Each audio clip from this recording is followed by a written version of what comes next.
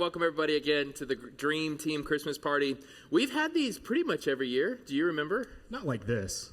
Oh no, nothing like this at all. But no. I was telling Trey when we came in, if ever there is an experience of setting up an appreciation event for volunteers without using any of the help of the volunteers, I feel like this went pretty well. So I don't know. Thank you. Thank you for being patient. We actually just, yeah, clap for you yourselves. just asked for applause from us. That's what you did there. Yeah, that's called leadership. Oh, okay. Welcome, everybody, to the Formed by Jesus podcast, where the typical banter like this happens. We want to do this so bad on Sunday mornings, but that's not holy, so we can do it now. It's a Saturday night. We can do whatever we want. Guys, it's been such a fruitful year for our church. We've been through a lot of ups and downs, and a lot of you guys know what I mean by that. And it's safe to say that this has been the best year of our church. Yeah. And what an incredible joy that is. And I think there's a lot that happens, and I hope you hear our heart.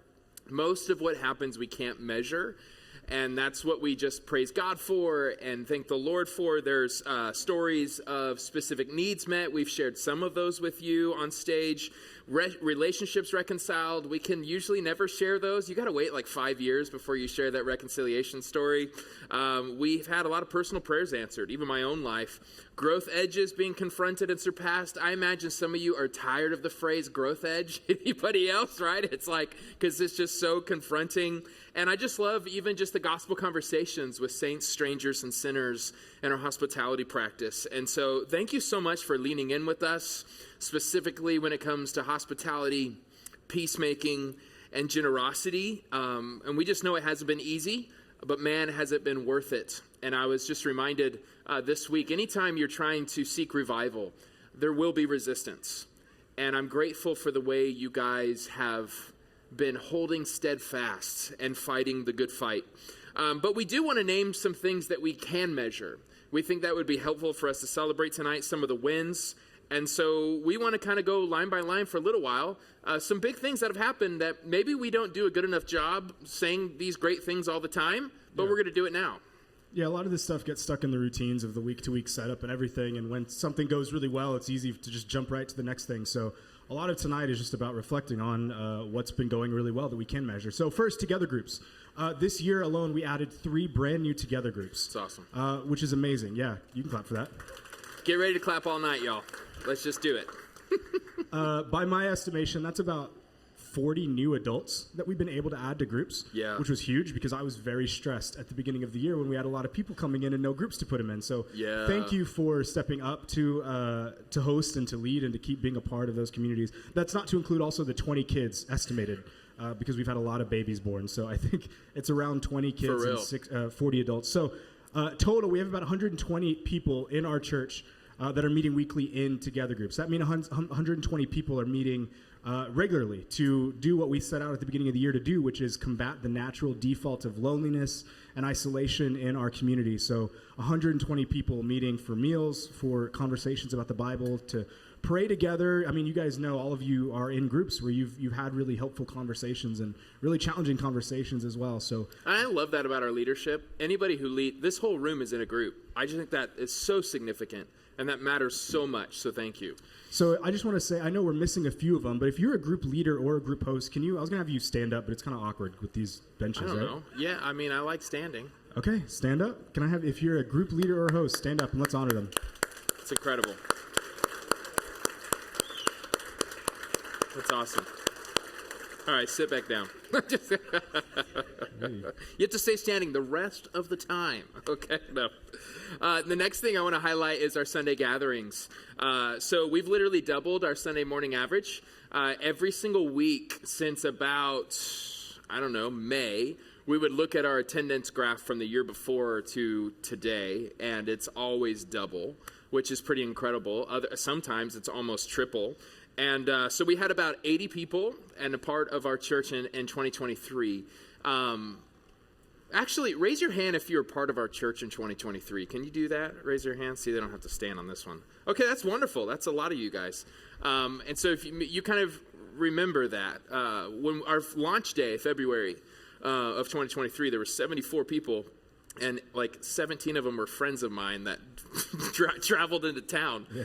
And That so didn't come back. and they never came back. No, but then the new average in 2024 has been right about 160 people. So from 80 to 160, which is pretty incredible. We've had to make space for more people, so we really noticed a huge surge of people in January.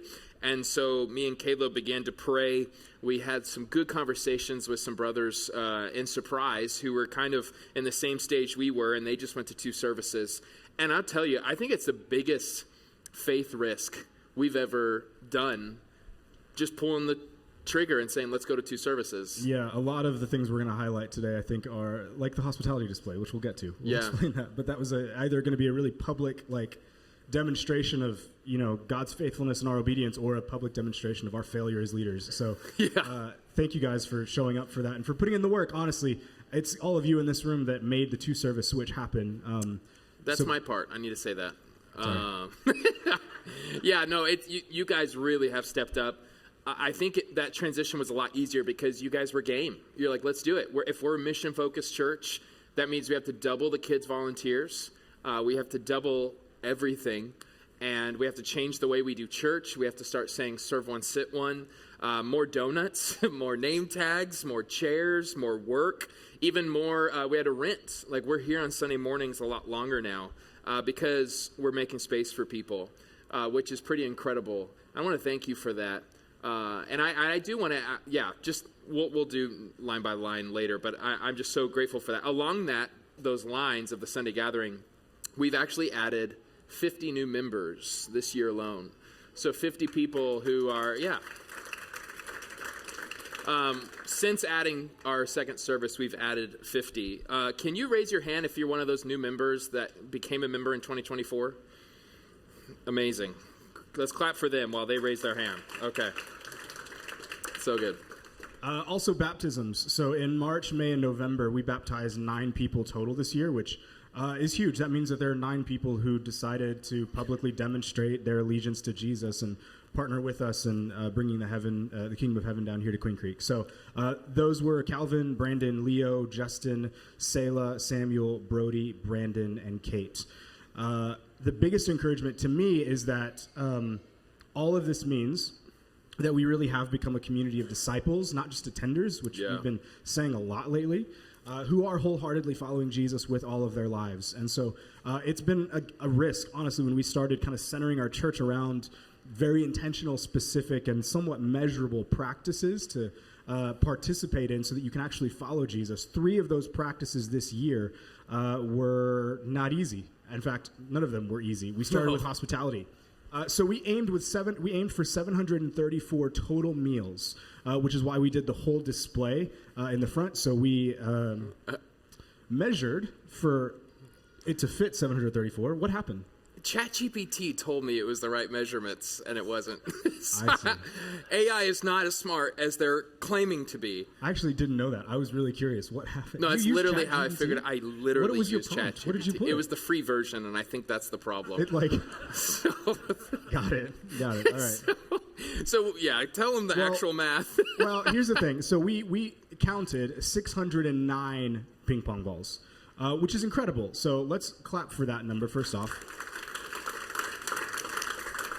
When did we stop putting them in, though? Because it was full. I think it was right before Viking Feast, right? I thought it was early November. Yeah. I know some of you had meals and you did not put your ping pong ball in. I know that happened for several of you. I talked to some of you in this room, I'm not going to name, who said, I didn't know that was for meals. I've been having meals this whole time, and I haven't put any ping pong balls in. So can we just by faith say that it was probably 734? Amen? It was 734. Amen. We had 734 meals shared with saints, strangers, and sinners this year. That's an average of 16 meals a week. Many of you, I know this was huge for you. You invited people into your home for meals that you normally wouldn't interact with. Yeah. People that you were actually taking a step of faith in, that God might actually do something, even if it was just a conversation over a meal. So thank you for participating in that with us. Yeah, and the other practice is peacemaking. Now, we can't make a tremendous deal about that because I think it's so personal in nature, but we can just say as pastors, so much of that has happened and is happening, And so we want to thank you so much for leaning into that. I think that was the hardest practice we did this year, confronting our past, forgiving those who have hurt us. But it's brought so much fruit. And I think the Lord has been so honored the way we've been carrying ourselves in that practice. Then that leads to generosity. I know we talk about this every first Sunday of the month, but it's just pretty incredible to see the new norms that we have in generosity. So from January to July, our average giving was $19,000 a month. From August to November, the new average is $30,942 a month. And I just remember praising God so much. In May, we received a $42,000 check towards our building fund. And so it's just been really fun to meet tangible needs. We try to make sure we don't just like shout from the rooftops every time we meet somebody's needs in our community, but we've been doing that. And it's been fun even just to talk to you guys about going from sporadic giving to systematic to sacrificial and everything in between. Some of you guys are making budgets for the first time. Some of you are listening to Dave Ramsey for the first time. So we're just super excited just the way you guys have been carrying yourselves and doing that. And I love the recent podcast conversations we've had around this. It's been really fun just to hear from you guys about how you've been trying to do generosity, and it's generated a lot of conversations with other members in our church. And so thank you guys for being faithful listeners to the Formed by Jesus podcast. Yeah, I know a lot of those needs and stuff that were met, we want to keep private, but there were some things that your money went to that helped us pull off this year. So two of our biggest events, soccer camp was the first one, 105 kids total, which is amazing. We actually had that was our cap. We could have had more. We could not handle more than 105 kids with the help that we had, and many of you were there making that happen. So again, thank you for that. These were kids that got to hear the gospel for the first time. Every day there was a lesson, just a demonstration of what it means to learn that God, first off, exists and that he loves and cares for you as a child is just a beautiful message. So thank you guys for participating in that. And then a Viking feast, which was our biggest one yet. I think we had the most fun. Shout out to Tommy for helping us facilitate that. So absolutely, we should have had you do this one. We gave away a Blackstone grill. Yeah, that's on my notes. That we did do that. We did do that. That was what made it the best year ever. Yeah, and I just really am proud of our staff. And so, we have a dream team, so it's everybody in this room, but we also have staff who we just require more time from, and I'm so grateful for. And I have to selfishly begin by thanking my wife, Jordan. Jordan has done an incredible job. Yes. Even tonight, making sure the food was all replenished. Guys, she has to deal with me, and so she is just carries so much. She is so passionate about Cultivate Women, and we're excited. We're going to announce what we're doing in February for them. But also she's taken on the hospitality team and making sure people feel welcomed. And so I love you. Thank you so much. You're incredible. We have Julie, who's been our interim kids director the past 90 days or so. I don't know where you are. You've done such a wonderful job, just the way you've carried yourself, just the way that you've served our children. Just thank you so much. Grateful for you. Let's clap. I'd also be remiss. We're so grateful for Jessica, who carried the torch again for so long for our kids ministry. And she was the one, Jessica, I'm just so proud for how you... I feel like, again, the kids ministry is the most complicated one when it says, hey, we're going to 2 services. And you just in faith were like, let's roll. Let's do this. And so grateful for you and all that you've done and just the legacy and the seeds that you've planted. And just you're an incredible host now. But I just want to make sure I thank you, Jessica, for all you do. Let's clap for her. Lexi's not here tonight. She had a baby, okay, and the baby's happy and healthy. But Lexi just really carries herself so well, doesn't she? She's just a natural leader that's really developed into just an incredible leader who just loves people. Every time we meet with her, it's not about just objectives. It's about the spirit of the room and how are we ministering to the people right in front of us. And so I just love she really helps band practice. It's never super anxious. Like she helps set the tone in incredible ways. And so we want to honor her for that. She won't hear your clapping, but let's clap for her. And then actually Emily is incredible. She's our communications director. And you got immediate claps, Emily. I just point that out. So if you ever get an email from me and there's a grammatical error, that's because I bypassed Emily for some stupid reason and sent it myself. But if it's right, it's gone through Emily's eyes. Every single booklet we've ever had, anything we produce, including my own book, is edited by her. You're just incredible. I just love the way her brain thinks. And she has so many skills, and she uses it so much for the church. So we're grateful for you, Emily. Your turn. Next is Tommy. I should have shouted you out at this point for Viking Feast, but Tommy is one of our deacons and is easily one of the hardest working people I've ever met personally. But you do it with such a joy. So Tommy's been a part of our church for years now, and since he's come in, has just been bursting at the seams with ideas and excitement about how to, help our church become a place where we really can reach all these people. So thank you, Tommy, for being willing to stay or come early, stay late, all of that. Give it up for Tommy. Jeremy. There we go. Jeremy! This is Jeremy's least favorite way to be I thought he loved affirmed it. and recognized. So you don't have to say anything. But Jeremy does a lot of our work behind the scenes. One of the biggest challenges alongside kids ministry and everything, especially with going to 2 service, has been actually managing double the volunteers and coming up with a system where people don't get double booked and things like that. So we've had meetings where Jeremy just kind of takes a problem that I can't solve and has figured it out in a way that makes me feel really silly. So thank you for that. I mean that in a good way. But Jeremy's just done a great job, managing and coordinating all of our volunteers and also doing setup and everything on Saturday morning. So yeah, give it up for Jeremy. And then Jimmy. Where's Jimmy? There's Jimmy. Jimmy! Jimmy's our deacon of security. So the reason that we're all still here today is because Jimmy is keeping us safe week in and week out. Jimmy's ability to... Can I be honest? Is this being recorded? It is, but Great. I can edit. I was nervous when we started talking about a safety team because usually safety teams are really kind of imposing and can be a little condescending at times. And I think Jimmy is definitely stable and he brings a great presence, but he is friendly and he is not condescending at all. So you fulfill your role as a deacon of security in a way that I think only you can. So thank you for Jimmy. That's good. So we're starting a new tradition, and it's called the Never Awards. So we lead a certain way at Passion Creek. We have the 5 nevers, and we just believe, man, culture really does eat strategy for breakfast. So we can believe all the right things and say all the right things, but if we don't live a certain way, it really winds up hurting people, and we're not able to reach the kind of excellence that we're hoping to reach at Passion Creek. And so we're going to give out these trophies, these nice little awards. So the first award, the first trophy, is the Never Stop Learning Award. Okay, so here's the Never Stop Learning. This person displays so much hunger to learn from anyone and everyone. We always say that we can learn from every single person in the room, of course, including our children. This type of person is self-correcting without becoming self-condemning. They're just always looking to get better. They never attack feedback. In fact, they welcome it, and they're super flexible in all sorts of situations. This year, the award goes to... No drum roll? Is anyone going to... I know. What is happening? Jonah Grimm. Yeah. See, we would have a cool photo, but Spencer's not allowed to work tonight, so... Do I just smile? Yeah. Yeah, smile. There's a photo Good happening. job. Okay. That's great. There's nothing Appreciate you, man. All right, next, the Never Compare Award. Ooh, all right.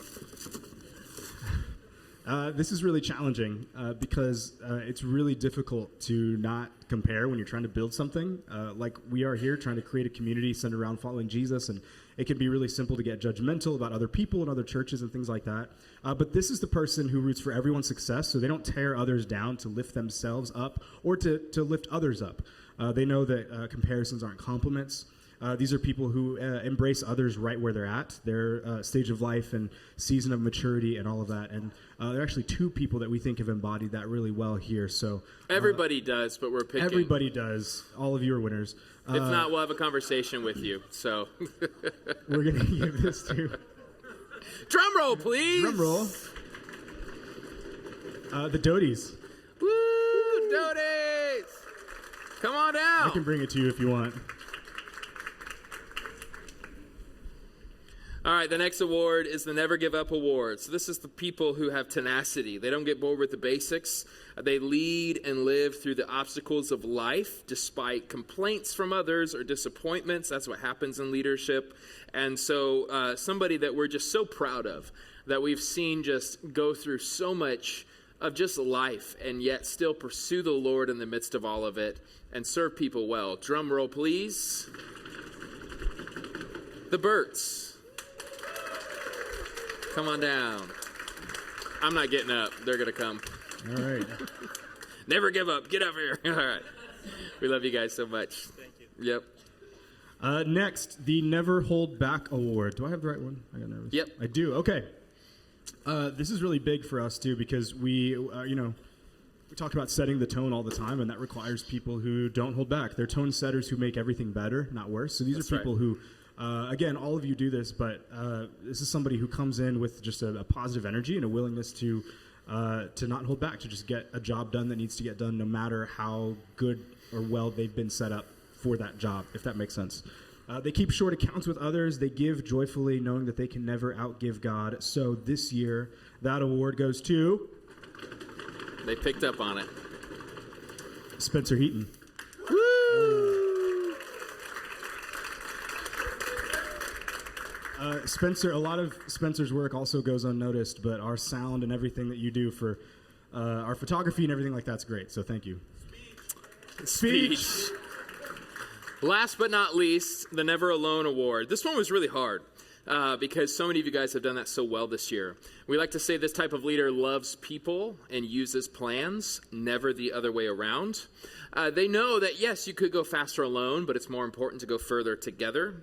And life's better when you bring people along. And this particular couple, I'm so proud of just by how they're constantly really trying to reach their neighbors through hospitality and the way that they include others within this group even, just the way that they do game nights and all sorts of things. This one goes to the Whites.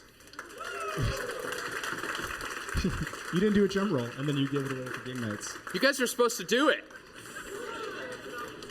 Let me just say, too, there are people guys. in our church that have told us that the reason that they stuck around is because they got invited to something that the Whites were hosting. So Yeah. Thank you guys for that. We've had people say, I literally felt at home because of them. Thank you so much.